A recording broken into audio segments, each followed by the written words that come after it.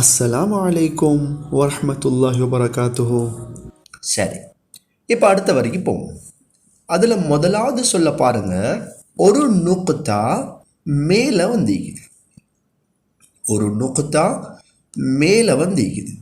இப்போ அதுக்கு என்ன சொல்லுவீங்க? நூன். எப்படி பிள்ளைகள்? நூன். ரெண்டாவது எழுத்து என்னது? மீம். மீம். சரி, அடுத்த சொல்லுக்கு போவோம். ரெண்டு நுக்தா மேலே வந்திக்குது. அந்த எழுத்து என்னது? த.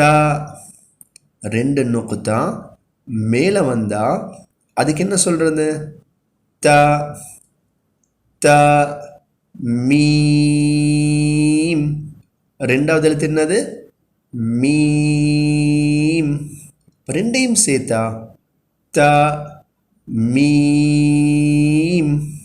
சரி, அடுத்த சொல்ல பாருங்க. அதில் மூணு நுக்தா மேலே வந்திக்குது. மூணு நுக்தா மேலே வந்திக்குது. அப்போ அதுக்கு என்ன சொல்லுவீங்க? ச. ச. அடுத்த எழுத்து என்னது? மீம். ச. மீம். சரி பிள்ளைகள், இதில் பாருங்க, மீம் எழுதுறதுக்கு 3 முறைகள் சொல்லி தந்திக்கிறான்.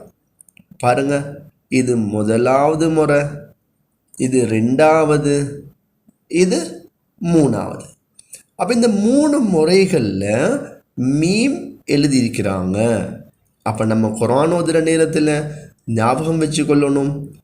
இப்படி எழுதினாலும் மீம், இதுவும் மீம், இப்படியும் மீம் வரும், எழுதுவாங்க.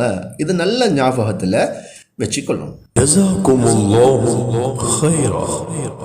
வஸ்ஸலாமு அலைக்கும் வரஹ்மத்துல்லாஹி வபரகாத்துஹு.